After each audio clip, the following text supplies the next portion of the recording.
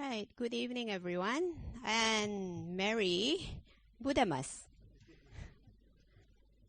So normally when we say Merry Christmas, we have a person sitting on a chair in a red suit and a white beard.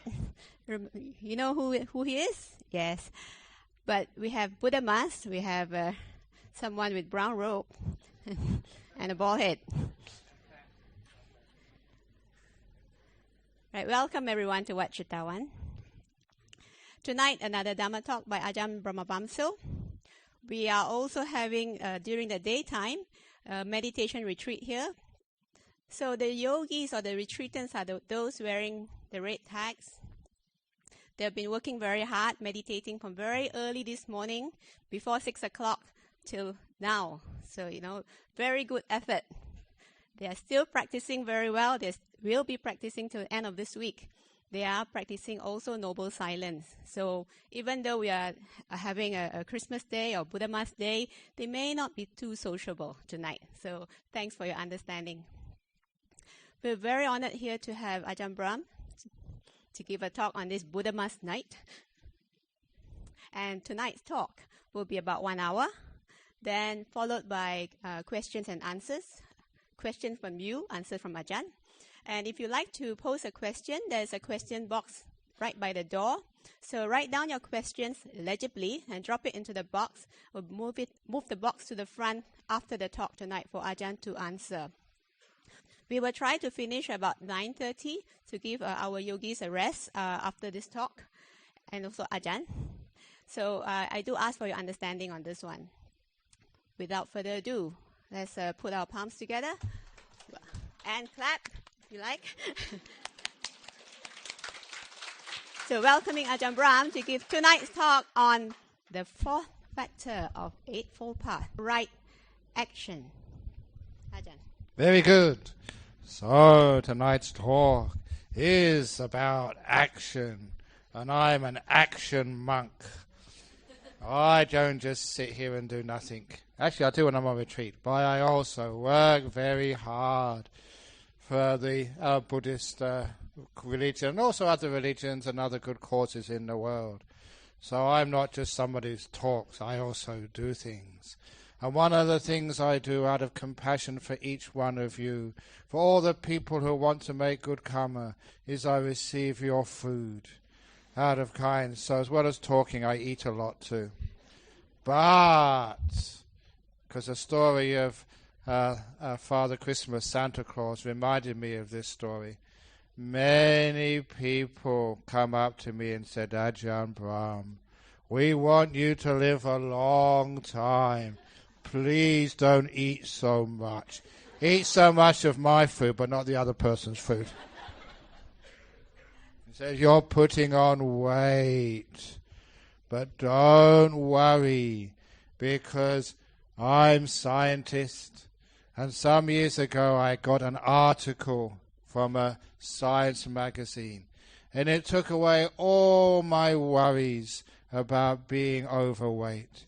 It also, I was sharing this with other people, so if you like eating a lot, if you follow my advice, you will be perfectly safe. Because the research was showing that people who are happy, who laugh a lot, their blood vessels expand. And that is a fact. The more happy you are, the more your arteries and veins get bigger and bigger and bigger. But if you're angry, if you're depressed, if you're miserable, your blood vessels get smaller and smaller and smaller. So, if you are overweight, you have to laugh a lot. Just like me. My blood vessels are so big that heaps of cholesterol and fat and other gut can go through without causing traffic jam. Which means that I'm healthy. I can eat as much as I like. And still the blood vessels are so wide you never get heart attack or stroke. And it answered an important question to me. Why is it? Why is it that fat people are always happy? They are. Just like Father Christmas. Ho, ho, ho. He's happy and he's fat. And Father Christmas, he's lived for 2,000 years. So, each one of you, if you are overweight, you better start laughing quick. Otherwise, you're dead. And it also explains to me that I always wondered why that was, that you never see any fat, miserable people. It's really true. All overweight people are very happy. And the reason is that anyone who's fat and miserable died a long time ago.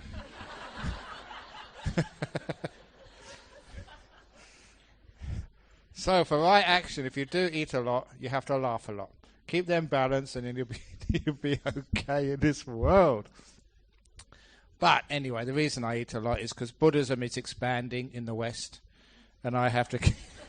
It is. We're getting more and more people becoming Buddhists. So I have to expand accordingly.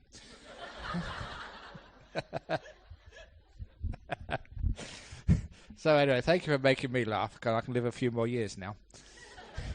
Now the talk this evening is about right action as part of the Eightfold Path. This is number 4. So this is actually what you do in your life. So what do we mean by... People keep on saying wrong action, not killing, not stealing, not committing adultery and all that sort of stuff. But you all know what wrong action is. But right action is even more powerful. So what is right action in this world? It's like being kind, being generous, actually doing something to help people in this world. And to give you that first story, and I like telling this in retreats and in temples. Well, you find out why in a moment. This was, do you remember the story of the 5 fingers? No. My goodness, you've either got bad memories or else it's another story you haven't heard, which is a miracle. Once upon a time, there were 5 fingers, and the 5 fingers were arguing on who was the most important. And the first finger was the thumb, and say, I am the most important finger. And the reason why is I am the strongest and also the fattest. The fattest is always the most important. And I am the opposable thumb. Without me, you can't pick up anything. And also, I am the okay finger. When you say good, okay, bagus, bahomohondai, what do you say? Bagus. I am the okay finger. That's why I am the best, the strongest, the okay finger. And the next finger said, nope, you're wrong, thumb. I am the most important finger. The reason is, I am the finger of wisdom. I point out things for people. Where's the door? Where's the toilet? Where's the water? I am the finger of wisdom, the index finger. And also, if you say number 1, which finger do you put up? Me. I am the number 1 finger. Therefore, I am the best. And then the middle finger put himself up. I'm not going to put it the other way around.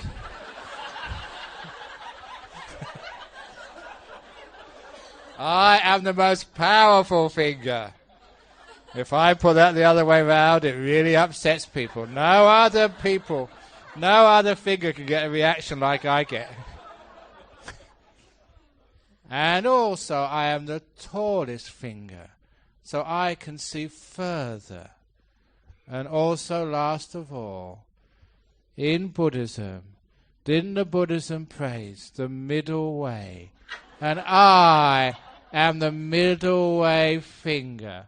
That's why, obviously, I am the best finger. And that left the 4th finger. And she put her hand up and said, no, I am the most important finger, because I am the finger of love. When you get engaged, which ring of love does receives the finger? So, no, the other way around, wasn't it? Which finger receives a ring of love? I do. And when you get married, which finger do you put the marriage ring on? Me again. And without love, without compassion, where would the world be? So I, the finger of love, is the most important finger of all. And that left this little fellow. And this little fellow said, even though I'm very small, I am the most important finger. Even though you all use me to do dirty things, I am the most important finger. And the reason is this: because whenever you worship the Buddha, I am always closest to the Buddha. That's why I am the most important finger. And all the other four fingers said, yes, okay, you win. You're the most important finger.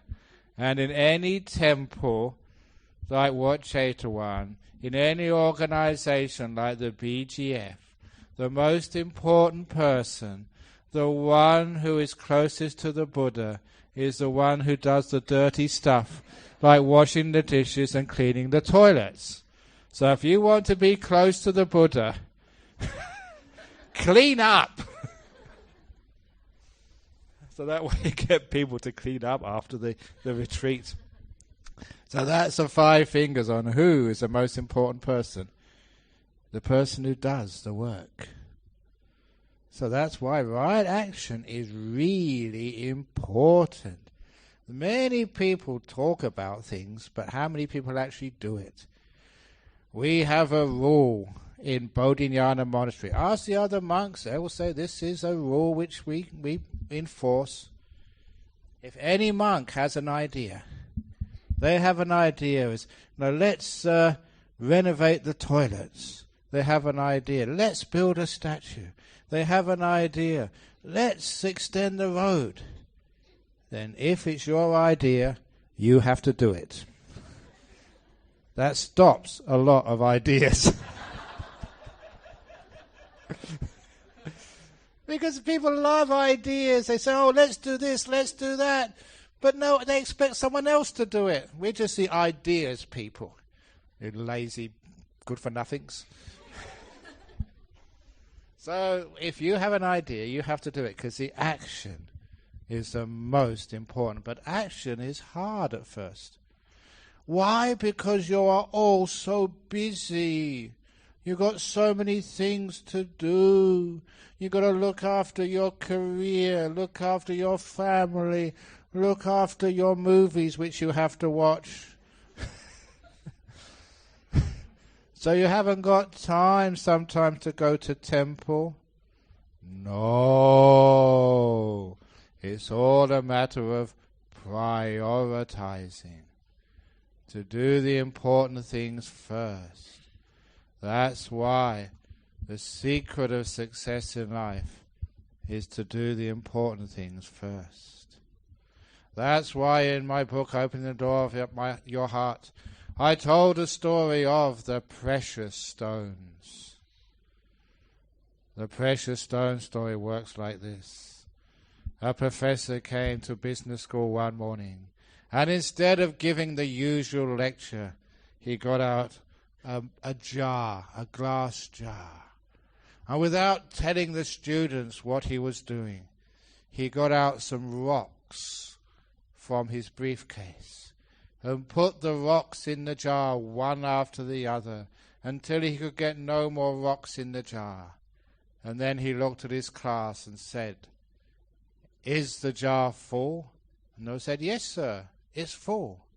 And he smiled and got some tiny pebbles out from his briefcase. And he managed to fit the pebbles in the spaces between the rocks. Is the jar full now when he could get no more pebbles in? And they said, no, probably not, because they were smart. He got some fine sand out, poured it on top of the pebbles and rocks, shook the jar, and much of that sand found its way in between the spaces between the rocks and the pebbles. When he could get no more sand in the jar, he asked again, is the jar full now? And they said, probably not. You'll probably find some other way to get something more in. And he got the water jar and poured water in. And the water found its way in the spaces between the sand, the pebbles, and the rocks. And afterwards he asked the class, now, what am I trying to prove to you? What do you think is the meaning of this demonstration? And one student in the back said, sir, it proves to us no matter how busy you are, you can always fit something more into your schedule. He said, no, that's stress. That's not what I mean at all. What I mean is, if you want to get the precious stones in, the big rocks, you have to put them in first. That was the meaning. So in your life, you have to prioritize. What are the precious stones of your life? What's really important to you? Don't get other things out of the way first. Do what's important for you first. And you'll always fit the other things in afterwards. So your family, isn't that important for you? Your relationships, your health, your spiritual life, with meditation and going to the temple, that is really important. If you put those things in your jar first of all the other things, like the movie, the cup of coffee with a friend, even work, you can fit that in afterwards. Prioritize, and then you know the first secret of right action. You can always do it if it's the top of your list. Unfortunately, these days, we don't prioritize anymore, which means that, we just do stupid things, we waste our time, we've got no time left to go to temple, no time left to, be with our children, no time left, to just spend some quality time with the person you've loved and married, no time left for yourself to rest. It's not a case that we're too busy these days. It's a case that we've lost the ability to prioritize. And I say this because these days, I've said this little simile before, and I've told this in the interviews, so I'm going to tell it again for everybody now. It's a simile you've seen me say before. It is the how heavy is the glass of water? How heavy, I tell this in business schools. How heavy is a glass of water? The longer I hold it, the heavier it feels. After 1 minute I ache, after 2 minutes I'm in pain, after 5 minutes I'm in agony, and a very stupid monk. What should I do when it starts to get uncomfortable to carry? You just put it down. For 30 seconds is all it takes. You rest for 30 seconds, and if you pick up the cup of water after 30 seconds, yes, honestly, it feels much lighter, and I can continue carrying it comfortably. And this is the reason for stress in our modern world. It has nothing to do with how much responsibility and duties you have in life. It has nothing to do with how much work you have to do. I know that because I work probably harder than any of you. I am the abbot of Bodhinyana Monastery, which has 21 monks I'm supposed to be teaching, and all sorts of building projects and people coming up, a 2,000 strong Buddhist community. Those are the members, and most people don't even pay their fees and still ask for free counseling. In the middle of the night, in the evening, people call me up from Germany and from Brazil wanting free counseling, talking about their meditation. And then on the weekend I've got my city centre, which is a separate monastery altogether, and I work like anything there, looking after the committee, looking after the teachings, managing, administrating, teaching meditation. Then I've got my retreat centre, which is 60 rooms, which here I've been working. And I sort of do some building work over there. You may have seen me on the roof doing the work on the teacher's cottage. The photos are on the internet. And then I've got a nun's monastery for bhikkhunis, just like the bhikkhuni over here, really working hard to re-establish the bhikkhunis in Buddhism. And I work over there. Any problems, I'm the one who has to go and teach over there and help them out. And I'm also the spiritual director of Santi Forest Monastery, which we also got bhikkhunis there. We just re-established that as a bhikkhuni place. That's on about 300 acres. That's over in Sydney. I have to look after that. And I'm also the spiritual advisor of the Buddhist Society of Victoria. I was over there just before I came over here giving a talk and also talking to the committee because they were having some problems and they needed me to sort of come and sort out all the problems of the Buddhist Society of Victoria. They're trying to get some land to build a monastery for bhikkhunis as well. I had to be over there. And I just got an email from the Buddhist Fellowship in Singapore because they're organising a conference and they want some advice on who to invite. And also I'll be over there just after I leave here to give some talks and actually talk to the committee over there.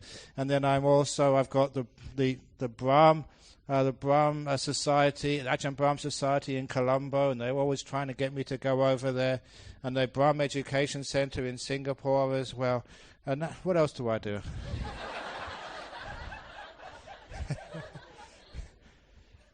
I mean, that's really a lot of work which I do. And in the spare time, I write books, and you've got them over there. And also in my spare time, I have my photograph taken. I work really hard. Do I look stressed out? How come? The reason is because when I get tired, I put the cup down and rest. And the reason why this works is 30 seconds of putting the cup down, as I said to some people this afternoon, is an investment.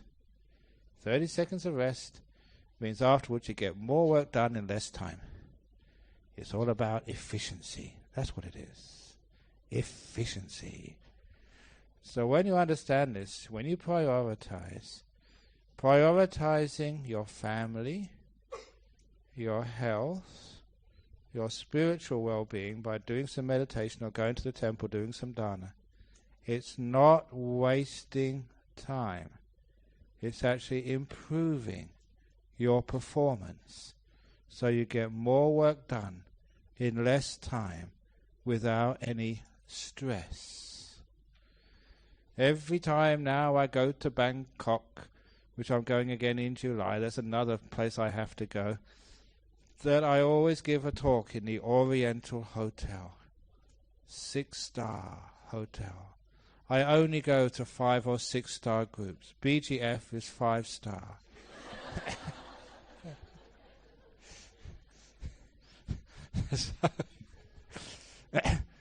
When I go to Oriental Hotel, I go there because they like me to teach the staff, the manager, everybody comes to understand some meditation. And it recalls that some years ago, I was in an aircraft, a domestic flight, somewhere in Thailand, and just reading the local paper, the Bangkok Post, and there was a huge article on the Oriental Hotel in Bangkok. It's a very old hotel, really high quality, and that year it won the prize for best hotel in the world. Now that's a very, very hard prize to win. The number one hotel in the whole world. And they had an article interviewing the owner of the hotel. How come your hotel won this prize this year? What do you do which other hotels don't? And you know what the answer was? The manager sent every worker, every employee of that hotel to a monastery for 1 week's meditation every year. At the hotel's expense, not taken off your holidays, sending you on retreat. And when the interviewer said, "Are you just trying to convert everyone to being a Buddhist?" he said, "No. We just do this for best business practice. Because when I send my employees on the company's time to meditate for 1 week, when they come back, they don't take so much sick leave. They are more harmonious. They don't waste time with office politics and backstabbing and all of that stuff which wastes so much time in companies. And they are far more sensitive to the guests. In hospitality, you have to be so sensitive, you must almost know what the guest wants before they tell you." And he said, this is what happens when you meditate. You get so sensitive, so peaceful, so kind, people pick it up. He said, that is our edge. That is why we won the prize. So, please tell that story to your CEO when you go back to work. And for next year's retreat, please come on company's time and get paid for your salary for coming on this retreat. It really works. You know, there was another article which I read just before I came here. The British Army. He's got a number of Buddhists in the British Army, and there's about 4,000 of them, active troops who've been in Iraq and Afghanistan. And the British Army is sending them, not all at once, in like in a roster, to Bodh Gaya at the UK government's expense to meditate, to de-stress. What a brilliant idea that is. So you can actually see that this is probably one of the best right actions you can possibly do to prioritize. And isn't your health one of the most important things? You put that in the jar first of all, and all the other things like success in life, wealth, happiness, and all the other things which you aspire to and you work so hard for, they come as a natural course. Please put in the most important things first. And if you do that, the right action becomes very, very easy to do. It's when you are rested and when you are peaceful, you don't tend to get angry and upset at other people. Most of anger, most of ill will comes when people are so emotionally tired. They're drained that small things make them upset. And you will find, once you leave this retreat, someone will come up to you and call you an idiot. And because you've been on retreat, you'll just smile. Yes, I'm an idiot. I don't care. There was one about how to deal with scolding and people calling you bad names. I read this a long time ago in history class of the ancient Greeks, because in the time of ancient Greece, there was, it's very similar to old days in Asia, that one teacher would teach a group of students everything from arithmetic to astronomy to the languages and the culture, everything. And one teacher would teach everything. And so this famous teacher in ancient Greece, he had a number of students, and he would teach them philosophy and language and mathematics. So once they finished with this teacher, it was very easy for them to get a job. But his peculiarity was that when any student misbehaved and he scolded them, every time he scolded them, he charged them a few extra dollars. Because it was hard work scolding somebody else. So you scolded your student, and your student had to pay an extra $2. And this one student, once he graduated, he got a job in Athens. And every time he got scolded, he just laughed. And every time he got called a fool, he just burst out laughing. And the more he got scolded, the more funny he thought it was. And his boss got so upset with him one day, scolded, "And why are you laughing when I scold you?" And the student said, "Because, sir, when I was studying, I had to pay for this. Now I get it for free."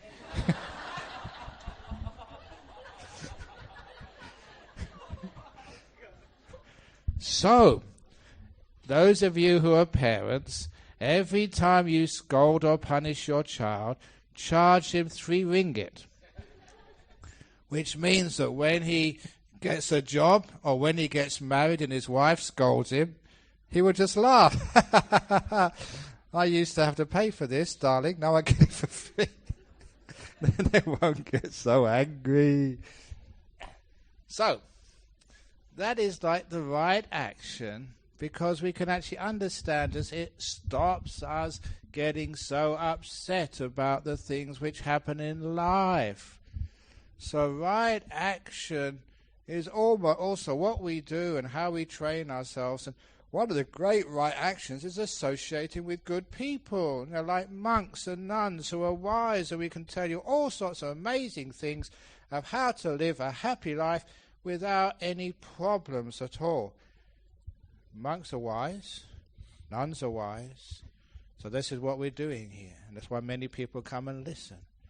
But we have some actions which people don't understand. And it's not just one person. Many people have asked me this recently, and this is an important point. So this is not really fun anymore. So if you're looking for a joke, just go to sleep for 10 minutes.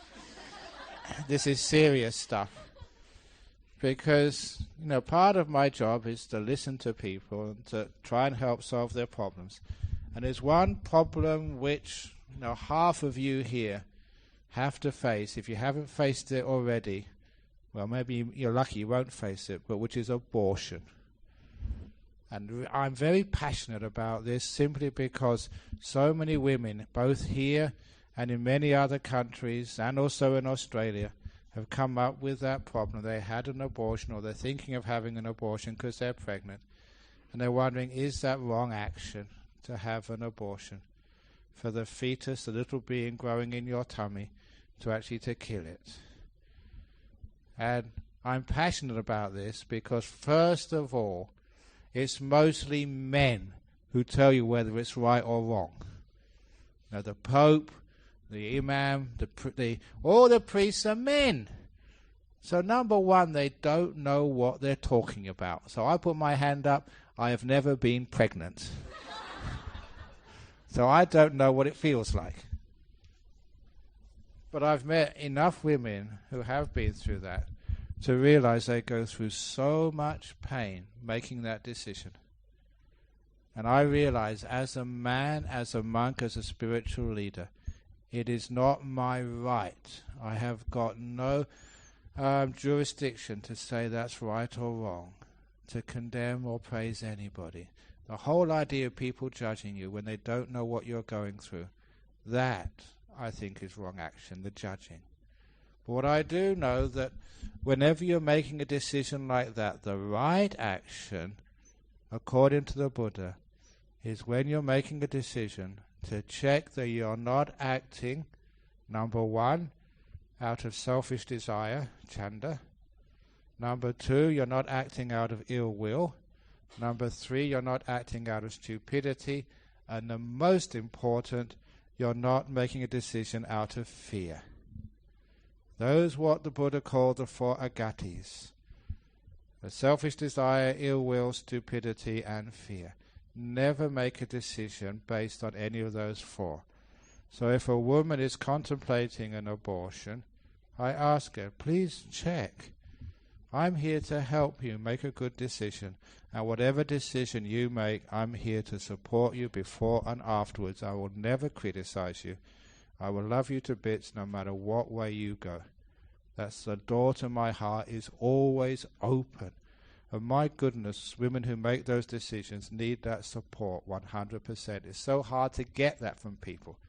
So if you see any monk or nun, any sort of parent or grandparent say it is wrong, black and white, no way.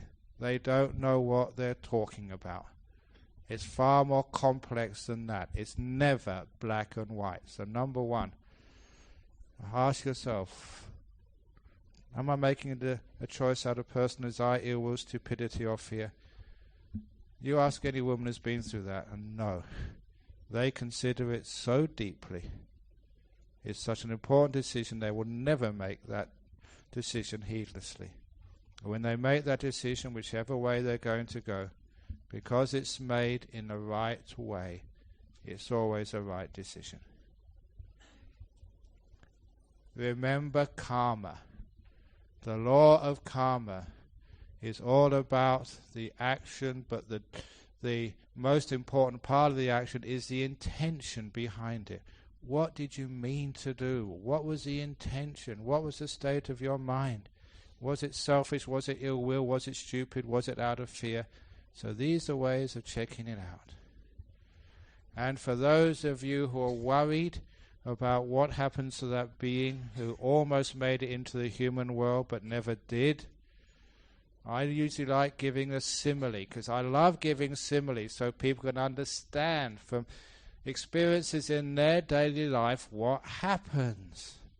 It's almost exactly the same as when I go to the airport and I check in late and the people behind the counter said, "I'm sorry, sir, the flight is overbooked, you haven't got a seat, you're bumped off." They call that bumping in I don't know if that's ever happened to you. If it does happen to you, the flight is full, it's overbooked and they can't get you a seat, that's like an abortion. You almost got in, but you got bumped off. What happens in the airport? If you get bumped off a flight, you get priority in the next available flight and an upgrade. You get business class, which is really nice. So basically that's what will happen with a kid who doesn't quite make it in this woman's womb. The next available womb and an upgrade also. Basically they don't lose out. So don't think that somehow you've denied that kid a chance for a human life. No, they will get a human life. And later on, most people have abortions. Later on in their life, they get pregnant at a much better time with a much better situation. They have their kid, another kid, and they live a wonderful life. So don't feel guilty. Buddhism doesn't do guilt. Guilt is wrong action, or at least wrong thought. What guilt means is you think, I'm a bad person, I need to be punished, I don't deserve to be happy. We don't have guilt in Buddhism. Instead what we have, you acknowledge what you've done. Next step is forgive. There's this wonderful sense of forgiveness in Buddhism. Doesn't matter what you've done, you're always forgiven. Oh, never mind, you made a mistake. As long as you acknowledge, then you forgive, and the next stage is you learn. Don't put yourself in a stupid position again. Because a lot of time it's just we make mistakes, and sometimes that we were stupid, especially women having sex without protection. You think the boy's got protection. Never trust the boy. And they end up being paid. The boy can walk away. He's got no problems. You're the one left with the problem. So please, you make it very careful. And that's what you learn. And everything which we do in life is the same process. We acknowledge, we forgive, and we learn from our mistakes. That is the way we grow. And because of that, some years ago, I introduced what I call the 70% rule. Because this occurred when I was a school teacher. I was a school teacher for 1 year. I told you about the boy who came bottom of the class. But when I actually had to set examinations in mathematics, that was my subject I was teaching because it was easy. When I was teaching maths, I had to set my first exam, and I had to ask one of the other teachers, can you please give me some advice how to set exams? And this senior teacher gave a very wonderful advice. He said, set the examination, the test, so the average score is about 70%. Aim for 70%. Because if you set the test too hard, so everyone gets about 20, 30, 40%, most of your students will get discouraged. They will think they can't do maths, and they will lose their motivation. But if you give the exam so the average score is 95, 100%, then it'll be a waste of time. People will be encouraged, but it's too easy. But if you make it about 70%, the average score, then nearly all the children will be encouraged. Yes, they can do maths. It's a good score. But also the 30% where they make mistakes, that is where you can see their weaknesses. You can see the areas where you have to teach your next lessons. So the examination is to motivate, but also for me, their teacher, to get some feedback. What are their weak points? So the next lesson I can teach those weak points. And I realize that's the same in life. If you always get 100% in life, nothing ever goes wrong for you. You never have any problems or difficulties. Yeah, you have an easy life, but you don't learn anything. You stagnate. But if in life you only get 30 or 40%, things always go wrong for you. You do get depressed. So the best score in life is 70%. So most things go right, but you have enough problems and difficulties in life. That is where you learn. So if you've got a husband who's about 70%, keep him. 100%, if he's a perfect husband, you never learn anything, you women. So don't expect a perfect husband because you stagnate in life. The same with husbands. 70% good wife, that's good enough. In fact, that's the best. And so what we mean there, the mistakes which happen in life, the abortions, the breakups of marriages, the fact that you may invest and it all gets lost, you tell a joke and people don't understand it, whatever it is, 70% is enough. It's the best because that's where you learn and grow. And that's what we really mean by acknowledging and forgiving mistakes and learning. And I mentioned this, I think I did say this in a previous talk I gave to the BGF, because sometimes I wonder, lying is sort of bad speech, and I mentioned it yesterday, it's bad action. Why do people lie? So it's not just good enough to say, don't lie. It's one of the hardest precepts for people to keep. Yeah, you can give up alcohol, but lying is that one which everyone finds difficulty with in our modern world. Why is it people lie? And especially, why is it that children lie to their parents? And that's the thing which I find so disgusting. And why is it that wives lie to husbands and husbands lie to wives? And the reason is because lying, it has benefits. Telling the truth, you just get punished and scolded. And that's one of the problems with kids. And I came across this again when young people would come to me and say, Ajahn Brahm, I'm pregnant. They're 16 or 17-year-olds. Because I've been in Perth for such a long time now, almost 30 years. Many of these kids have grown up with me. They were in the womb when they first saw me. And I've been blessing them ever since. So they know me. I'm their monk. I'm like another grandfather to them. So when they're in trouble, I'm the one they come to. Ajahn Brahm, I'm pregnant. So why don't you tell your mum and dad? What? They'll kill me. Can you please tell them for me? They do that. It's quite sweet, but so why can't you tell your mum and dad? And it's because they're so scared they'll get punished and scolded. And that's happened so many times. A kid's got in trouble with drugs. And they ask me, can you please, sort it out with my dad? And I said, why can't you tell him? He will hit the roof if he finds out. Now, can you see what the problem is and why kids lie to their parents? If you have kids, please let your children know they can tell anything to their parents. Things you'll be ashamed of. But as long as they tell the truth, they will not be punished. Make the truth so important, more important than anything else. As long as they're honest, they have amnesty.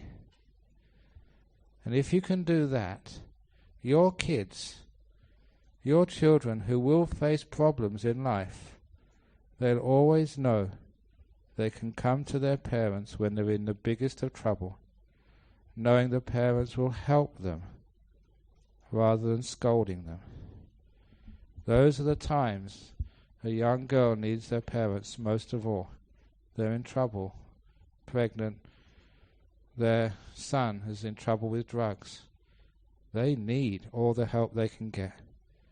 And they hide it from the people who can help them the most because they're scared. They lie. You can see the problem there. So that's why forgiveness, amnesty is so important in life. Imagine you had a relationship, your husband, your wife, and you knew you could say anything to them and you would not get scolded as long as you were honest. You know, you could tell your wife that there's a girl in the office you're getting some lust for. You could say, darling, I need your help. You know, it's a dangerous situation. I'm a guy. You know, she's really attractive and beautiful. Please help. I need you. He's saying that because he wants the relationship to, with you, to keep on going. And he realizes there's a problem. So many men are afraid to tell their wife. They try and fix it up by themselves, and they just get deeper and deeper into lust, into flirting, and soon they have a mistress. Wouldn't it be wonderful if the husband felt he could share everything with his wife, and his wife would never shout at him, scold him, or hit him, and the same the other way around? You can see how important truth is, and if we value truth that much, that the people we live with, the ones we love the most, our husband, our wife, our kids, our parents, we can tell those anything, and never will we get scolded. The same that many of you know me, you can tell me anything, and I never ever will or have scolded you, even though many times you deserve it. Isn't that a wonderful thing? Because you feel at last you can share these problems which eat you up inside, and you can get some good help. So that's the same with things like abortion. I feel so sad that some of you women, you can't tell anybody. So come and tell me, and I just say, it's okay, you're a good girl. You're a wonderful person. You haven't done anything wrong. It's most of the women in this room have probably had abortions, and that's actually probably a fact.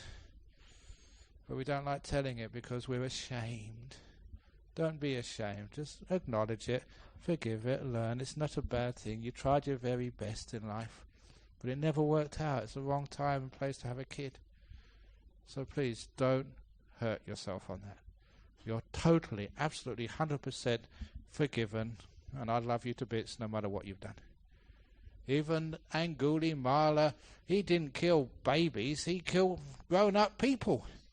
Hundreds of them. What did the Buddha do? Bad, Angulimala. Bad, you're going to go to hell, Angulimala. Did Angulimala go to hell? He became a saint. So that actually shows you what Buddhism actually is. Totally forgiving.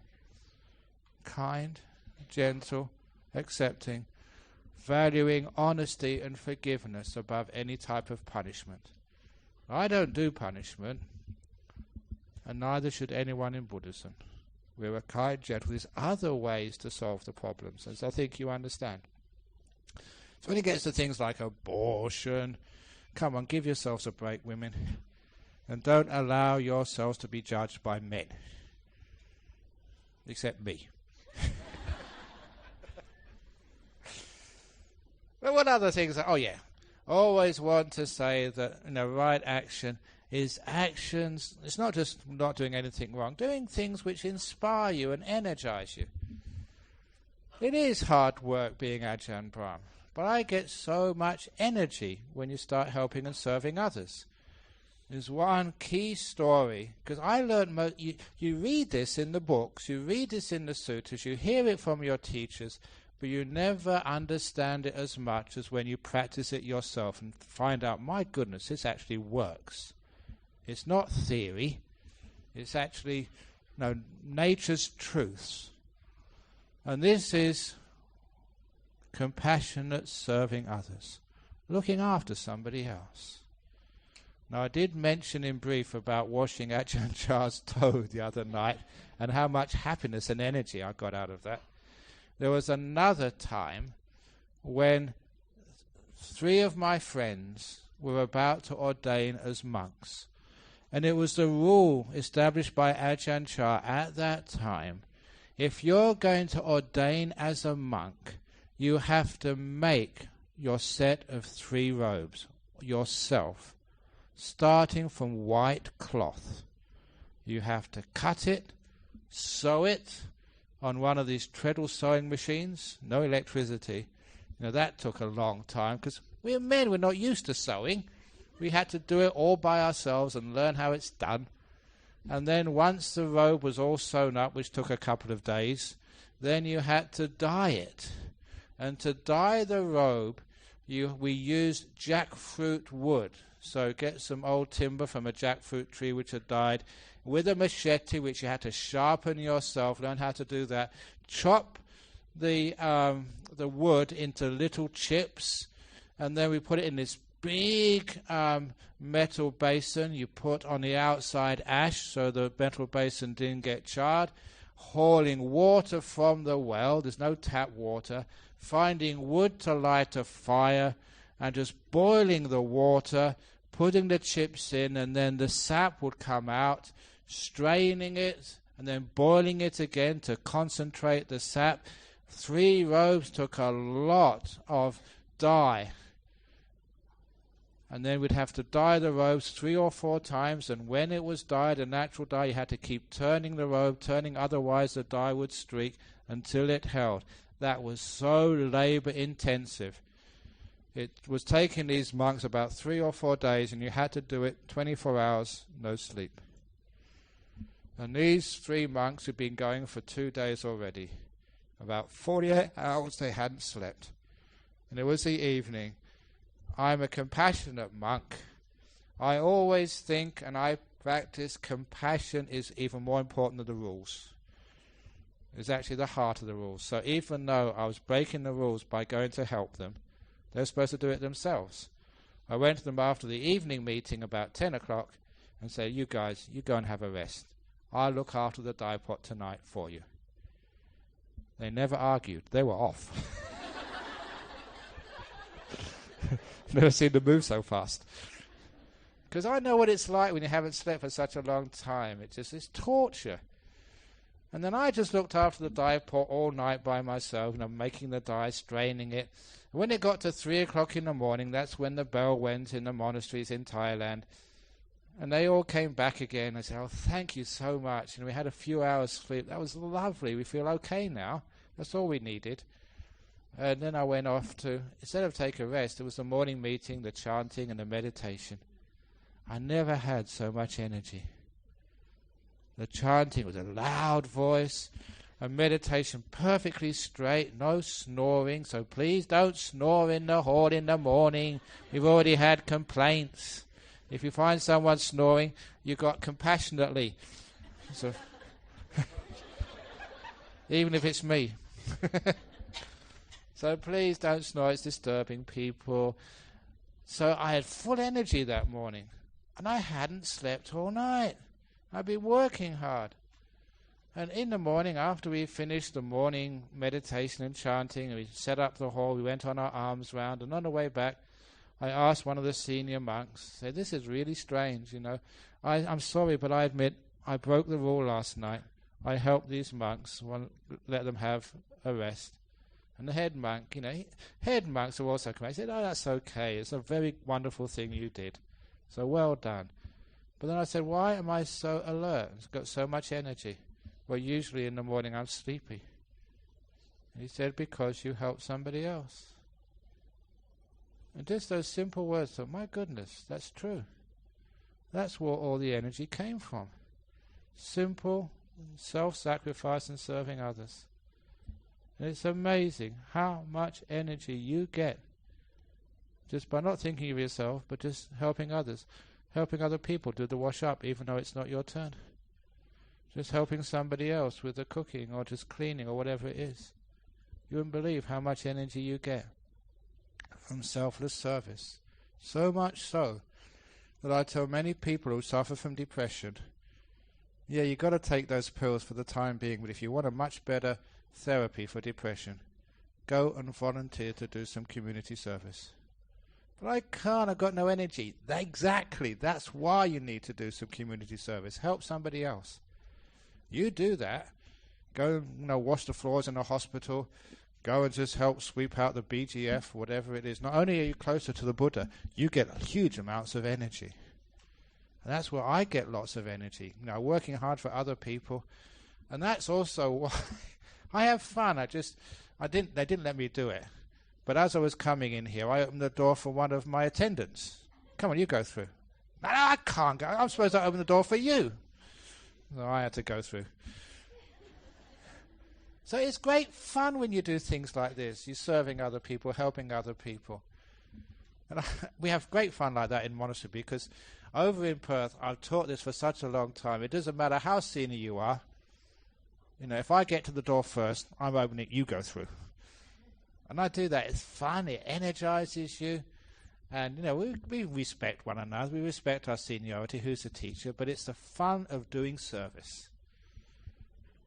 That is right action. One of the problems with people today, they feel they have got no time. And because they've got no time, that's why they get tired. And it's a self-serving, a self-supporting cycle. You find the time, you make more time, you have more energy, and you have even more time. So don't just sit there. Go and help somebody. That's that idea of generosity. And generosity it's not just giving, your money. That's the easy generosity to do. It's giving your time, giving your energy for something else. And you get so much happiness that way. We often say that when we get volunteers to do buildings in our monastery, they do a much better job than professional builders. Even if they're professional builders themselves, they come and work for charity, they put that extra love and energy into what they're doing. That is why it's a much better job. Because when it's not for myself, when I'm giving for others, you have more energy, much beautiful action, and you get much better things as a result. So the voluntary work in any society and community is essential, not just for getting things done, but for giving people the sense of purpose, self-worth, energy, the feeling of goodness inside. That is important right action. We also do have generosity, which is also important. We never charge as monks or bhikkhunis. I was talking to Bhikkhuni Kusuma, and hopefully this talk goes to Sri Lanka. The monks aren't looking after the nuns in Sri Lanka, and I'm very well known in Sri Lanka, and that's disgusting. Monks, we should teach by example. I teach by example, as Bhikkhuni Kusuma knows. I go that extra effort to try and support a very good cause. That's my community work. Or even coming here to serve the BGF. I don't have to do this. But my goodness, I get a lot of energy out of it. This is because it's selfless service. So that is why generosity in all forms, giving the donations to the monasteries. Now that also gives me lots of happiness and energy. I still, to this day, remember one of the first talks which I listened to as a student in Cambridge was of a Buddhist nun. She was of the Tibetan tradition, but I don't care what tradition you're from.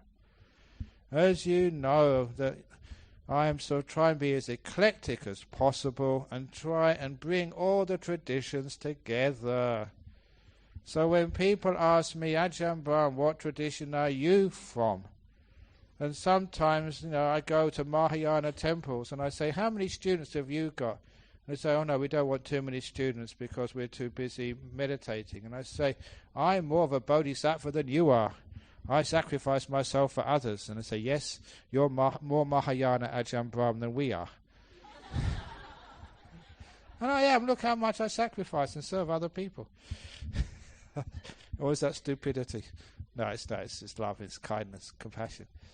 So I try and bring everybody together. There's only one Buddhism. So, in order to do that, my vehicle, my tradition is not Theravada. It's not Mahayana. It's not Vajrayana. It's a combination of all three. And you know what's coming up next, don't you?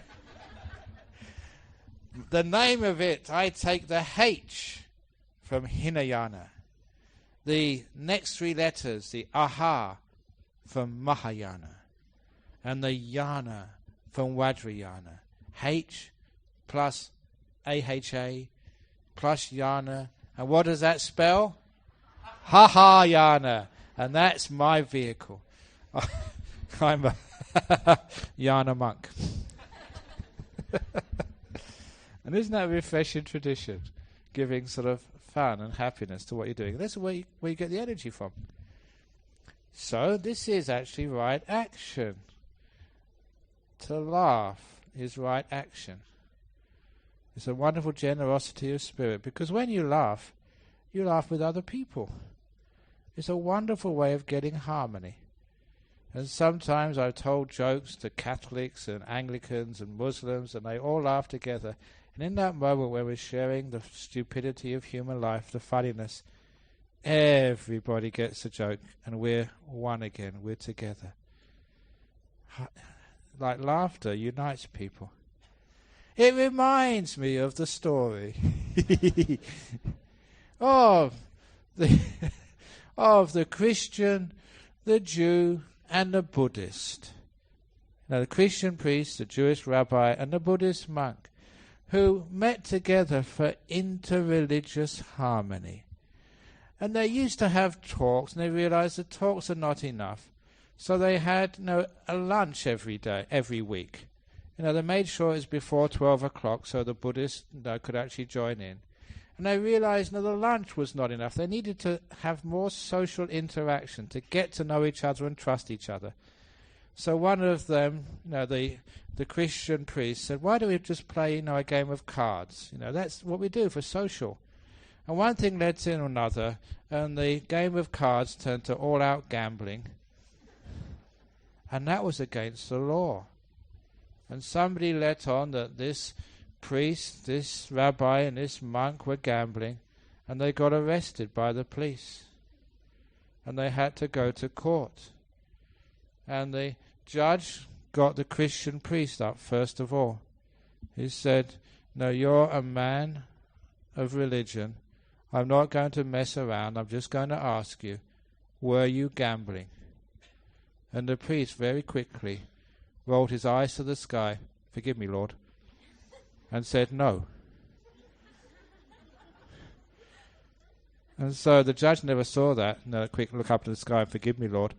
So all he heard was the priest say no, so he let the priest go. The next one was a rabbi. And he said, Rabbi, were you gambling? And the rabbi, he crossed his fingers behind his back. Do you remember doing that at school? And I said, no, I wasn't gambling. Okay, you can go. And then he asked the monk. And he said, the monk, you're always honest. You keep precepts even more than lay people. So I'm just going to ask you, and I'm going to believe what you say. Were you gambling, monk? And the monk said, with whom?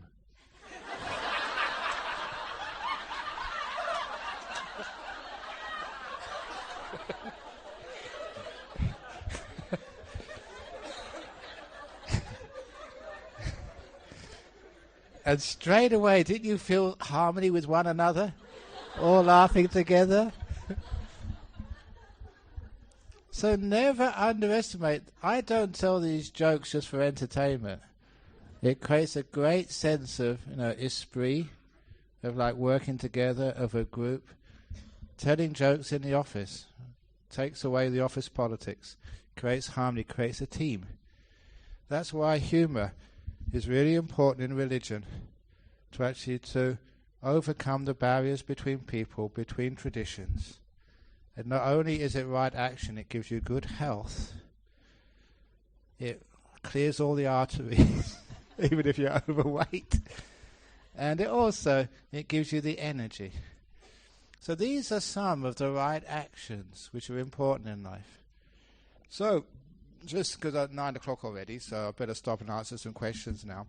You see that right action, there's a lot of generosity there, a lot of kindness, helping others, not just thinking of yourself, making that so important, prioritizing the important things in your life, making sure you schedule those in first. You can get all the other stuff in afterwards. The movie you like, the TV series you like, you can always get that on the internet later on. So scheduling what's really important in life.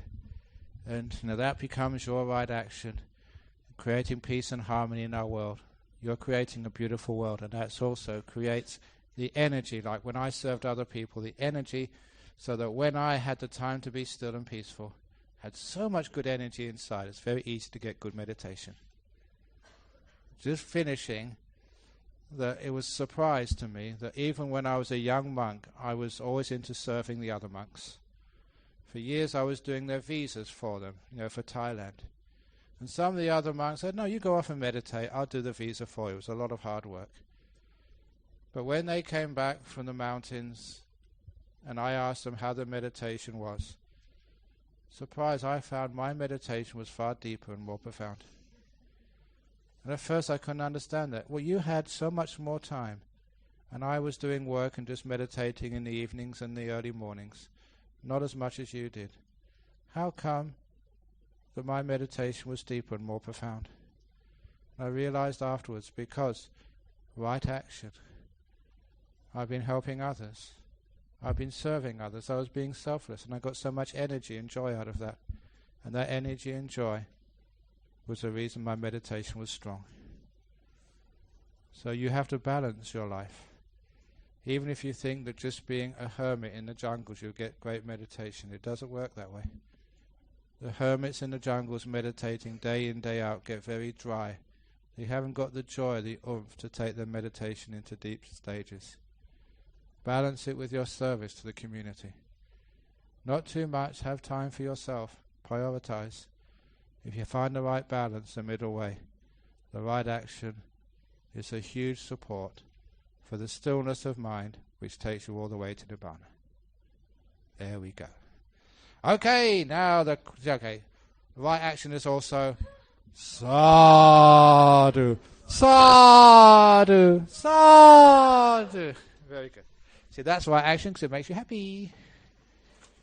Okay, we go. Wow, whoa. I better get started. Here we go. Here we go. Number one. Where's it gone? Please advise how to encourage children to do their best. The trend seems to be just doing enough, or bare minimum to get by is okay, even though they have the ability to do much better. Talking, counseling them does not seem to work, nor taking away privileges, praising them. Thank you. Look, half the children will be below average. No matter what you do, half your children will be below average. So I tell the parents, if your child comes in the top 5% at school, or the bottom 5% at school, you are not good Buddhist parents. Buddhists believe in the middle way, yeah. So if your kid comes in the middle somewhere, very good, they're the best. Seriously. And the kids actually listen to this and they tell their mum and dad, see, Ajahn Brahm said. So you've had it. You can't argue with that. But as that, what was his name? There was that guy who wrote that amazing book, Emotional Intelligence. That's right, yeah. Goldman. He's a Buddhist. Because what he recognized is your intellectual achievement, how well you do at school, is no indicator of how well you do in life. Just how your kids do at school, the grades they get, whether they go to university, what university they go to, that is not a trustworthy indicator of how successful they will be in life. The successful indicator, what will predict for you, yes, they will succeed and do well, get a good job, a good income, a good family, is their emotional intelligence. That's why, as parents, it's more important that you cultivate your children's emotional intelligence, their trustworthiness, their virtue, their goodness, their kindness. That is more important than what they do at school with their grades. Now that actually changes the whole game of bringing up children. If your children are happy, got lots of friends, feel good about themselves, I don't care if they're not doing, in the top half at school, they're not going to university. Your kids will be successful in life. And you'll be very proud parents. But if your kid, you force them to get into the top 5%, there will be in problems later on at life. I don't know how many kids, I'm talking seriously now, commit suicide, get depressed, because their parents force them too hard. That's especially the case in Singapore. Please don't be like that. Cultivate emotional intelligence in your children. Get a copy of that book, read it, you know what I'm talking about. Then your children will be successful. They'll be happy in life. You don't need to be a surgeon, a doctor, a top engineer to be successful. Look at me. I dropped out. Well, I've completed my degree, but what a waste of time that was, doing theoretical physics. But I developed my emotional intelligence as a monk. Am I successful? Would you like your son to be like me?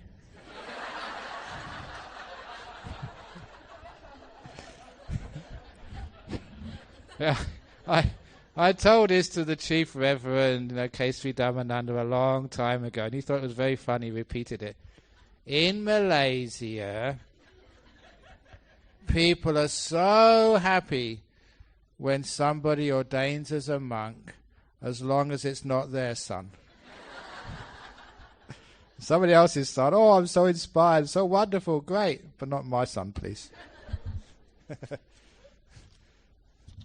Okay, the next question here. We got, once in the hospital, an elderly told the doctors and family members if ever she falls into a coma or difficulty in breathing, do not incubate or do anything to revive her. She said she was ready to die. My question is, are we not allowing ourselves others to die, as when without the machines some would have gone? Also, does that mean some were meant to go already? How can that change? Okay, this is actually getting on to the point of euthanasia. Now, is that right action? Is that wrong action? We go into some interesting parts now. Should we resuscitate or should we not resuscitate? That should be the decision of the person in the hospital bed. So if your mum or dad or your favorite monk says, don't resuscitate me, I've had enough, I've served, there's enough talks on the internet, you don't need any more, you've heard all this before. So you should respect the wishes of your parents or your friend, your loved one. It's their choice. And that is not bad karma. It's bad karma to kill other people, but not oneself. I remember pointing that out once to a very senior monk in Sri Lanka. He argued with me at first, but I pointed out the part. He said, my goodness, you're right. You have control over your own body. So that's why I always say euthanasia. That is wrong. That's where the doctor or the nurse kills you. They say we're putting you out of your misery. That's not the case. The doctor is putting you out of their misery. They don't like to see you suffering like that. So it should be a personal choice. But voluntary euthanasia is different than other forms of euthanasia. That is when the person themselves, the one who is suffering, before it gets too far that they can't actually make a choice, they decide to go to places like Exit International in Switzerland, where they are assessed, number one, the disease has to be terminal, with no reasonable chance of any recovery. Basically 99.999%, you're going to die. The quality of life is just not there. And number three, there is no coercion at all from family, from friends. It really is an act of free choice.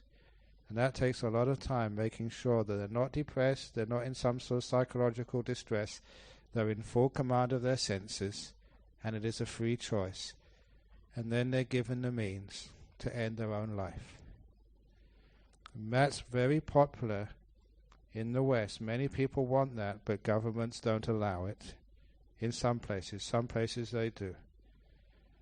And one of the reasons it convinced me was when I went to visit my mother, who had Alzheimer's disease for 3 years, when she couldn't recognize anybody.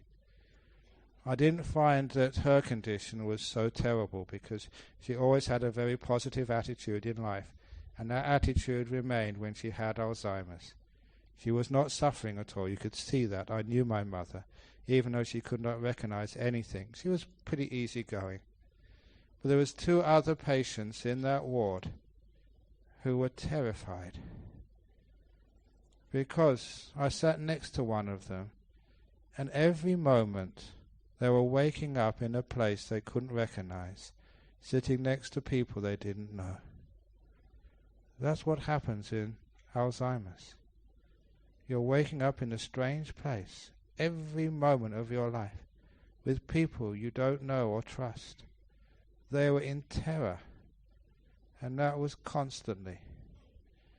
When I saw that, you would never, even the terror of Guantanamo Bay or these underground torture chambers in the world is not as hard as that. When I saw that, my goodness, that is unacceptable. If ever you've woken up, you're traveling somewhere and you're in a hotel, and you woke up, you don't know where you are, you can have a taste of what it feels like. That could be you. So I remember one of the great ethicists in the House of Lords in England, I forget what her name was now, it will come to me later on, that, oh my goodness, maybe I'm getting Alzheimer's too.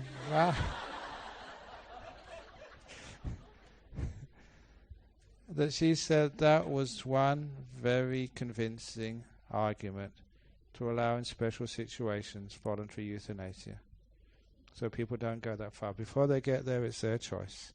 They take that choice.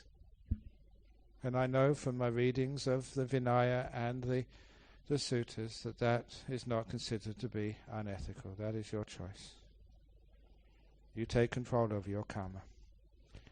So but when it comes to other people, that's where it gets more complicated. And one of the things which some of you will face is maybe your mother or father, and they're already in a coma, and they haven't left any instructions. If they've left instructions, it makes it very easy for their children. Mother has always said, don't revive her, turn off the machines. And so you are not killing your mother. If that happens, you are conveying your mother's instructions. So that is not called killing. It's just doing what your mother wanted. It's her choice. But the problem comes sometimes when your mother is in a coma, she hasn't left directions, and you are the one who's asked, shall we turn off the machine? And many of you know killing your mother and father is one of the worst karmas you can do. So it's really sensitive. What should you do is a very easy answer, which is ask your mum. And you may have heard me say this before. What I mean is you sit next to your mother, who's in a coma, hold her hand, and just ask her, Mum, are you still there? Or have you gone? Because sometimes people in a coma, they've already died. Just the body, the shell is left. Other people, they're still inside. And you will know. If you ask the question, you will feel your mother's still there.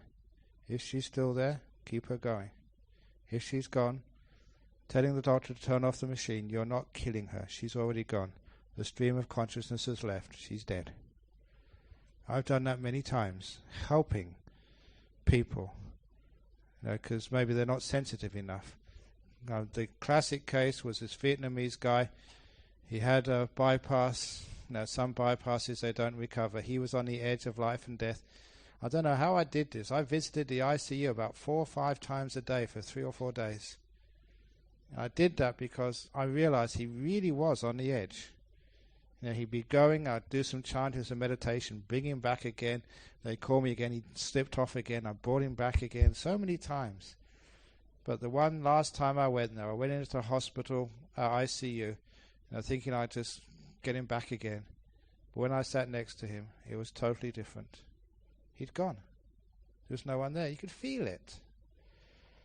And I just told the doctors and the daughter, I'm sorry, he's gone. And the doctors were quite amazed. They said, yes. They were nodding me, yes. And I didn't know the machines. It was just, you can feel that. And, I was only just a monk who was just sitting there. If that's your mother or father, you're close to them, you know. So if that's you, and you've got that choice to make, this is how you do that. Sit next to it, hold your mum, your dad's hand, and your wife, your kid's hand, and just ask, are you still there or are you gone? And you will know. And if they're gone, turn off the machine. You're not killing anyone. They're already dead. So it's great being a monk like this, because actually you can give answers to really difficult questions which people have to face in life. Abortions, comas, euthanasia. And, you do that based on the Dharma, based on, your meditation. And it's really powerful stuff. Buddha's last advice to his students was strive diligently. And when Buddha reached Bodh Gaya before the enlightenment, he made a vow that he would not leave the seat under the Bodhi tree if he did not gain enlightenment. But Ajahn Brahm, you advise us is to relax and be compassionate.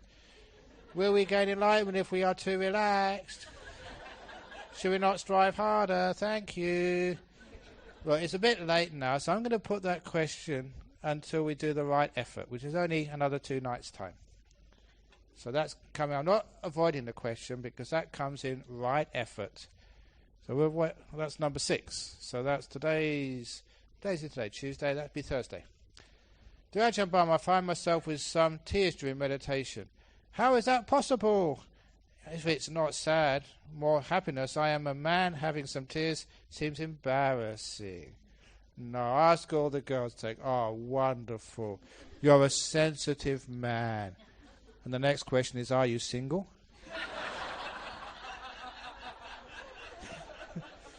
Girls like sensitive men. And it's all right to cry.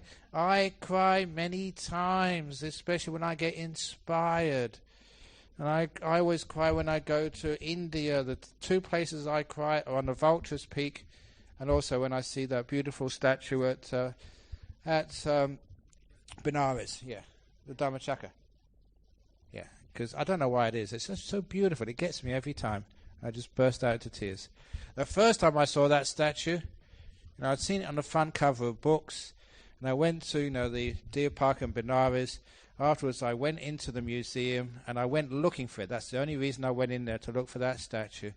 And there was no guidebooks, there was no guards anywhere. You just go in there, wander wherever you want.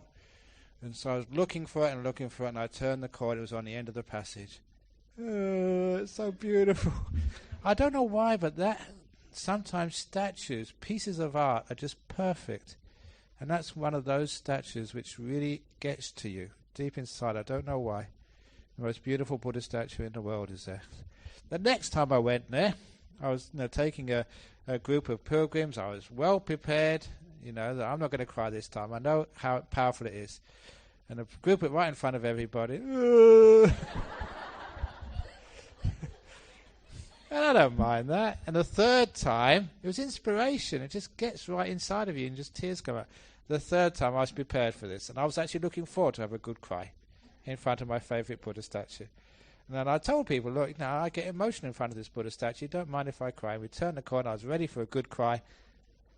It was covered by a cloth.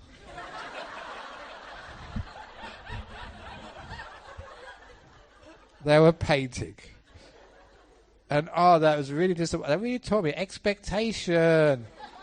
You shouldn't expect anything. And I was really so disappointed. And it is one of the things I was looking forward to. You go all the way to India, and it's really a hard trip, and you get to this place, you're looking for something. Rah! And I never said anything. But the painter, he looked at me, and he took the cloth off.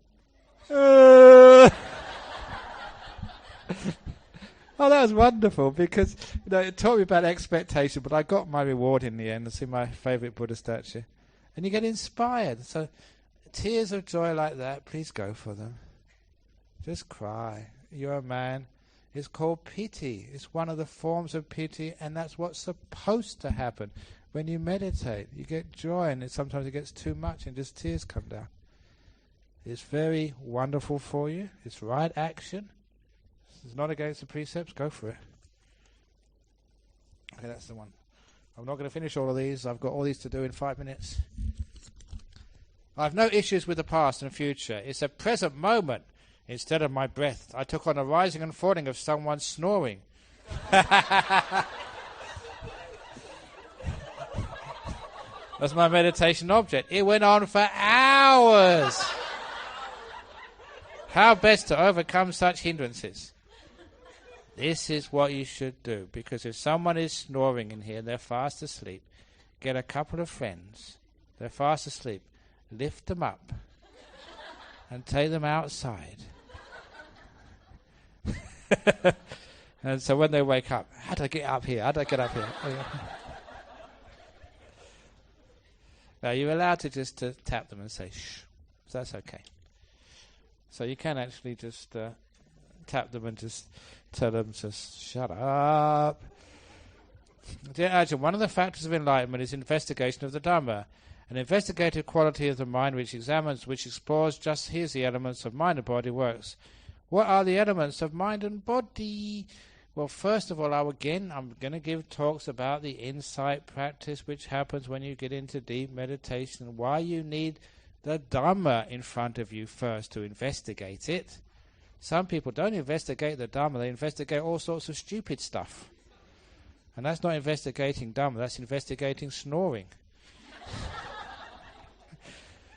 So to investigate the Dharma, you have to have a lot of very deep Dharma in front of you first of all. I was a scientist, you have to have some important results first of all. Get the data in. Once the data is in, then you can investigate it. But a good scientist never investigates the data when only half the data is in. You've got to stop. Investigate everything, so get all the data in. Because if you investigate and make conclusions when only half the data is in, you tend to bend all the other data. To be fair, wait till all the results are in, then investigate. That's why investigation should always come at the end, not the middle. But I'll go on to that again later on. Can a person with mental illness, depression, with prescribed meditation, practice meditation? If your answer is yes, what is the best method recommended? The answer is yes, and this is the best method. Of course mine is the best method. You ask any monk or nun, what's the best method? They never say that monk over there's method is much better than mine. We always say mine is the best method. So you go and try out, see what's the best method. But anyone with mental illness or depression, please do not do the very, very fierce meditations where there's lots of striving. You're already very sensitive and fragile. The last thing you need is actually to have forceful meditation, which is very aggressive. That's where you may shatter and get even worse. This type of meditation with a lot of kindness, a lot of love, a lot of peace, this actually is very good for those people with depression. Dear Ajahn Brahm, you mentioned don't try to please others. But when we don't please others, they get angry and scold you for not doing it. But when you do please them, they scold you anyway. Don't they scold you whatever you do? So you might as well not please them and please yourself. You're going to get scolded.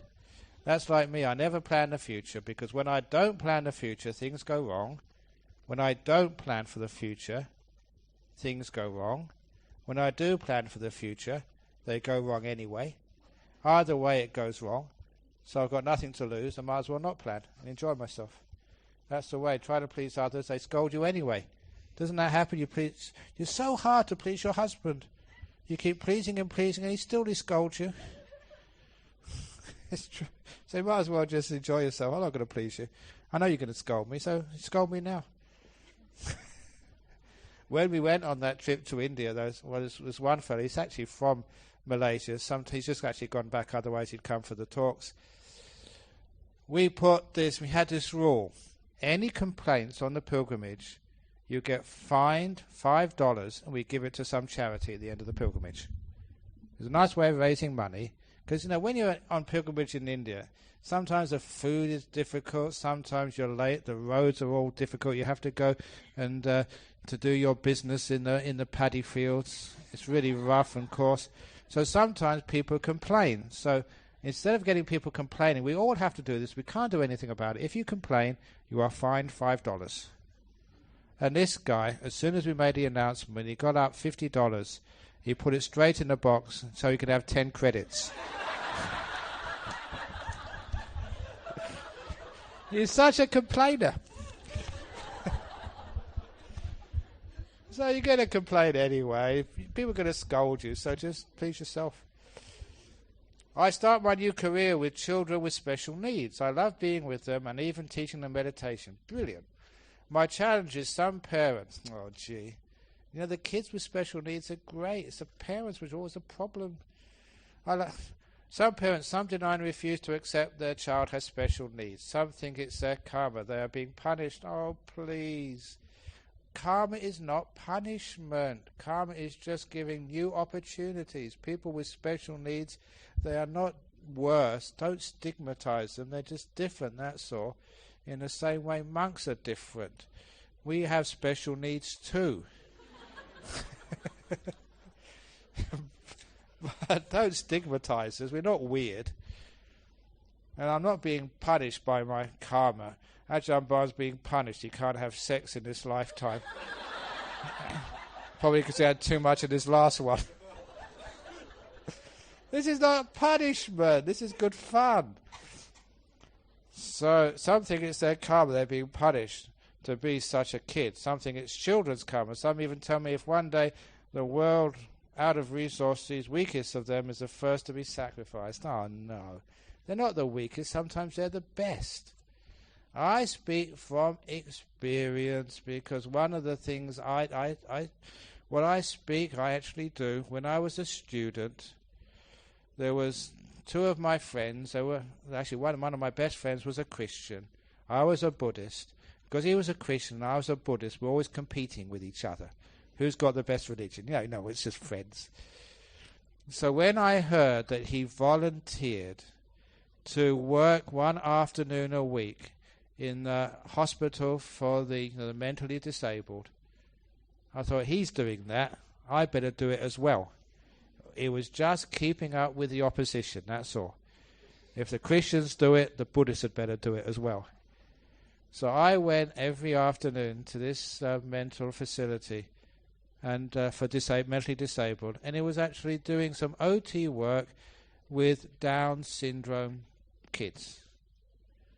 Those Christians, after 2 weeks, they stopped going. I went there for 2 years. And I was a student, had a full social life, a lot of work to do, but I wouldn't miss that for the world. I love going to that place, Fulburn Hospital, to work with the Down syndrome kids, because it was so refreshing. Those guys, girls, they were emotionally intelligent. And I compared them with some of the professors you hang out with in Cambridge. I'd rather be with the Down syndrome kids, because they had their act together emotionally. Intellectually, they were really way down. Sometimes they couldn't speak, but they'd see me coming. And if they knew I'd been up late or had an argument with my girlfriend and felt down, they'd come up to me and give me a big hug. They could tell me straight away how I was feeling. They were emotional geniuses. And I learned so much from them. One of the first things I learned as a man in 1960s and 70s, being hugged by another man. And I wasn't gay, I was heterosexual. That was really hard to take that. And to be sort of cared for emotionally. They really got me in touch with my emotions, and I thank them. Whatever emotional intelligence I have today, which I can share with you, a lot of that comes from 2 years being trained and learning from Down syndrome children. That's why that when people say that kids with special needs, they are special. They're better than a lot of us, and I know that from personal experience. They're not being punished. I think we are just not smart enough to appreciate their gifts. So no, they won't be the the first would be sacrifice. The first I'd sacrifice the politicians. So sacrifice the bankers. No, I better not say the bankers. There's a few bankers here. No, you don't sacrifice anybody. So it's not their karma, for goodness sake. Just a few more.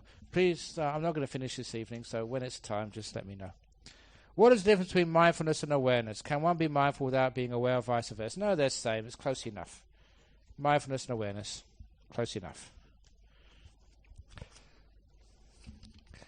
Thank you for such a wonderful teaching. Good. What's the best? I should quit while I'm ahead.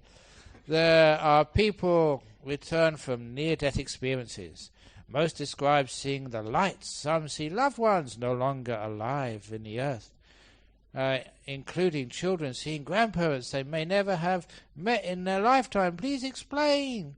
It's because those grandparents are there to greet them. Isn't it what happens when I go overseas? When I came to KLIA a few days ago, I was met by Lai Peng and a few other people. So that's the same. When they hear that you're going to wherever it is, you go, friend, hey, she's coming. Really? They're all at the airport to meet you. Woohoo!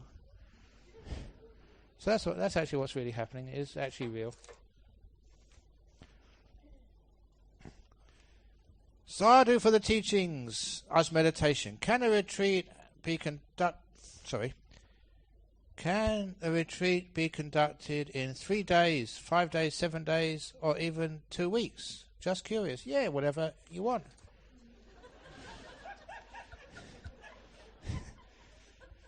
The best one is a retreat for all your life.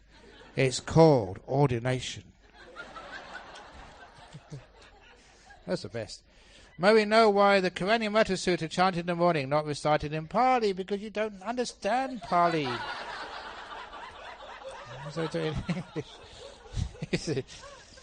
My boss usually treats overseas business associate dinners with live seafood. I'm glad your boss is not feeding me. Overseas business associates. We are expected to eat with them. Please advise if this meat for Buddhists to eat. Will I have bad karma from eating this meat? Now, your boss does it, but live seafood is terrible. You actually see the animals and they're killed especially for you. So, no, it's okay to make a stand with your boss. To say, look, it's okay you eat live seafood, but I'll take something else on the menu. Because sometimes Buddhists are not assertive enough. If you were a Muslim worker working with your boss, the boss would not make you eat pork. He would never do that. So you Buddhists stand up for principles and say, no, I'll eat something else. And if all of you do that, then there'll be no problem anymore. The bosses will understand, oh, you're a Buddhist. You have to do this. But sometimes Buddhists are a bit too weak. Please stand up for yourself. Why chocolate and cheese are allowable for 8 preceptors? Well, if you don't want it, you don't have to.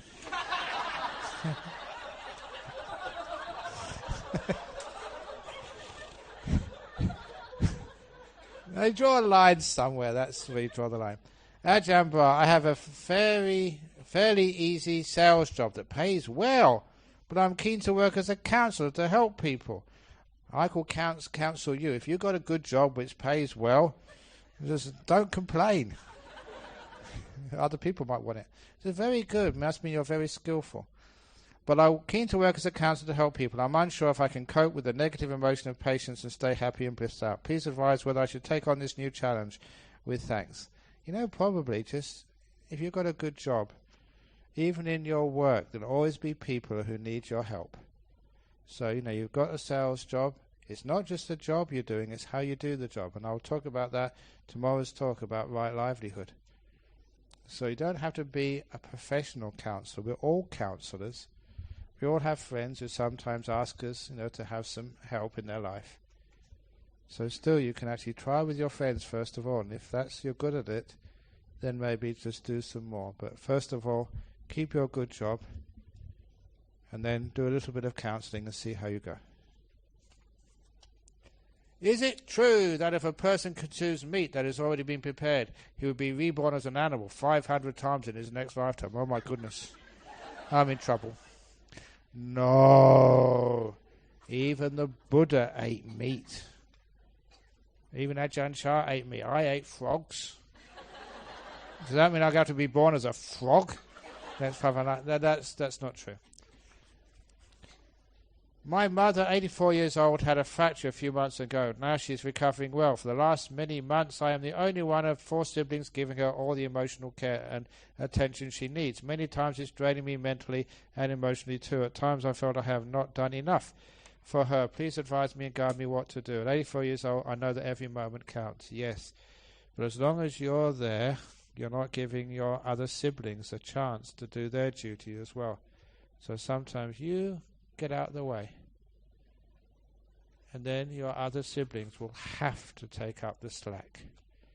So when you have compassion, remember compassion always goes to other people and yourself as well. You count. And I know many, many people, filial piety is so strong it becomes filial stupidity. And I say that seriously because you're not looking after yourself. You count as well. It has to be balanced, looking after your parents and looking after yourself. Otherwise, your own health gets compromised, and when you get sick, you can't look after anybody. So that's why we have things called respite, taking time off. You can't look after your parents all the time. You have to look after yourself as well. It's all about balance, the middle way.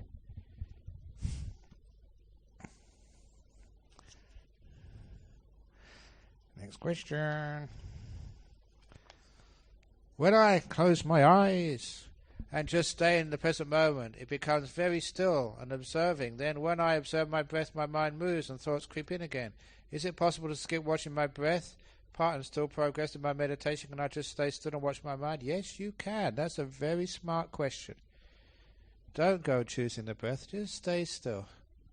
And that will take you all the way to Nibbana. Express limousine to Nibbana. Stillness. Thank you very much for your Dharma talk and your witty jokes. Whoever wrote this is very discerning and very intelligent, and they got a very good taste for my jokes. I intend to stay single. My parents nag me and ask me to get married from time to time. It's very annoying. How do I deal with that? Reasoning with them didn't work well. Your husband and wife jokes don't work also. Thank you. What you can do is find a gay friend. Take her to see your parents, and then they won't hassle you anymore. They'll really be scared. No, look, it's okay to be single. Single people's rights. In the old days, especially as a girl, you had no rights at all. You had to get married, even if you didn't want to. Now you've got the right to be single. It's a life choice. I will support you in that. And just when your mum and they nag you, you should know how to deal with nagging. 2 ears, remember, one to go in, one to, yes, mum, yes, mum, yes, mum. Because it's okay to be single. So don't be convinced or swayed by them to go and find a career and a choice in life which is not really what you are and what you want to do. And you can tell your parents, Ajahn Brahm said, if you're single, yes, you have single person suffering. If you get married, you won't have single person suffering anymore. What will you have? Married person suffering, yeah. And you girls, you think I need a child. If you haven't got a child, you've got woman without child suffering. If you get a child, you'll have woman with child suffering. You ask any woman who's got a kid and they get very jealous. Oh, you're so lucky not having a kid. drives you crazy. If you really want someone to look after, get a little kitten or a dog. Dogs are great because you don't have to send them to school. They sleep all day and at night too. And they even guard your property from thieves. Does a baby do that? No way.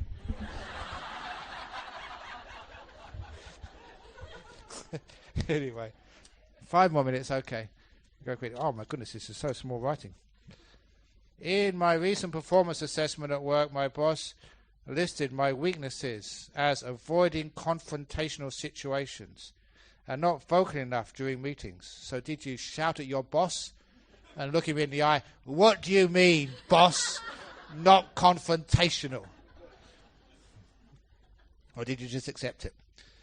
Which I think are in conflict with Buddhism teachings to create harmony and practice right speech. I see many of them challenge others for the sake of challenging and talk for the sake of talking, regardless of the contents, in order to gain merits and visibility as preached in corporate environment. Any advice to overcome this dilemma in order to thrive in both career and in Buddhist practice?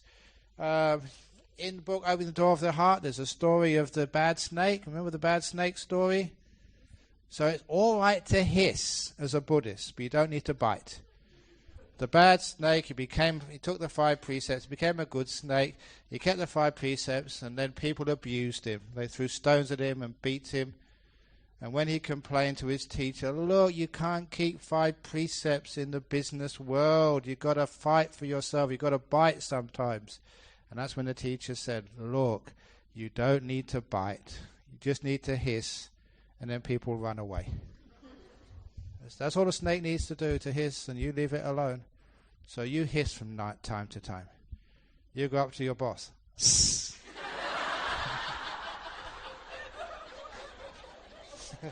It'll be okay. So it's okay to stand up for yourself. And I stood up for the bhikkhunis. I didn't give in, did I? I ordained them. So I stand up. And I'm assertive. So be assertive. It's all right to speak. I'm faced with a situation at work which I feel is very unfair to me, and I still can't recognize what has happened. I'm trying very hard to let go, but I still feel helpless and angry. I'd like to make peace with this situation. I would like to seek your guidance to approach this. Well, if a situation has happened at work, if you can change it, do something about it. If you can't, you just have to let it go and learn from it. So it's unfair. You ask yourself why it happened. Could you have done anything? If you could have done anything, you learn from your mistakes and you grow and become a better person afterwards. So whatever happened at work, it's an opportunity to learn and grow, not an opportunity to become sad and angry. Learning, growing, keep it positive. And then you become better and better and better. Thank you for the wonderful teaching. In Ajahn Chah's unshakable peaceful reflection, as meditation seems deeper, snoring will stop. Is that true? It will stop for you, but not for those other people. So remember, snorers beware. We have your number. My inner chatter has been excessively active the whole day, and I'm not having any peace. I've tried being kind to it, but it doesn't work. Also asking it to shut up and never ignoring it, but all it doesn't work. Please advise, what should I do with better? Blah, blah, blah. The more you try to stop it, the worse it gets. So there comes a point when you just say, let go. And just enjoy the chatter. Sit down there and just say, okay, chatter, you can do whatever you like. You can chat about anything. So see what you can think about. Use reverse psychology. Because if you use reverse psychology, it's no fun. The chatter's not annoying you anymore. So go off and annoy somebody else and leave you alone. So just tell that chatter, it's okay. You can chatter along as much as you want. Have no desire. Just make peace and be compassionate to your chattering mind. Chattering mind, the door of my heart's open to you. Come on, chatter as much as you like. See if you can beat the Guinness Book of Records of chattering. And then you'll be fine. Bit of reverse psychology works. Okay, the last question. There's a few more, but they'll be done tomorrow morning. Near-death experience. Has anybody got any plans tonight? The near-death experience. Moving towards the light. In the presence of shining beings. Was told by these beings time is not up. Had to return to earth. Christians interpret the light as heaven. Shining beings are angels. What is Buddhism view on near-death experience? We are the experts on near-death experience. The reason we're the experts is because we've done it many more times than the Christians. Christians only die once. We reincarnate and reincarnate and reincarnate. What do they know when they've only lived once? We are the experts on reincarnation. We've done it so many times. We've got the goods. Who are those shining beings? It's not even the beings aren't Christians. Sometimes you see Maitreya, sometimes you see Kuan Yin, sometimes you see Uncle George. And Uncle George never went to church in his life. They're not angels, otherwise the Buddha would be an angel. Is NDE real or a trick of the mind? They are real. If anyone wants to investigate that, the best research was done by Professor Pim van Lommel of the Netherlands. Brilliant research which proved that these things are real. And people have done lots of bad karma. When they experience an NDE, do they move towards the light or towards a tunnel of darkness? There's a few cases of people that have NDEs and they're terrified. These are really bad people, almost like get a glimpse of a hell realm. Fortunately, they come back again and they behave after that. Be careful if you have an NDE and you see people with horns and forked tails and big bulging eyes. It means you've probably been drinking too much. So be careful. Okay, so that's enough questions for this evening. And when you go to sleep at night, that's like a near-death experience. You become unconscious, but you'll be reincarnated tomorrow morning for another day of meditation, jokes, and opportunity to find peace and happiness. So before we go, we will now share the merits with our departed ghosts, angels, and other beings.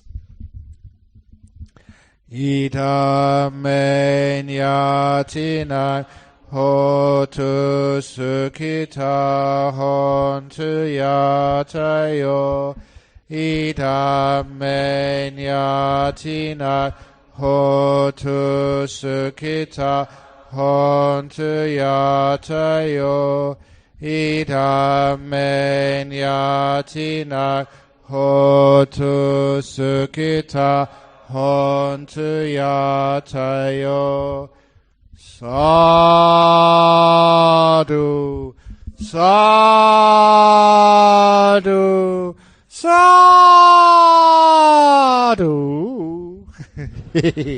Okay, have a good night. See you in the morning, those of you who survived tonight.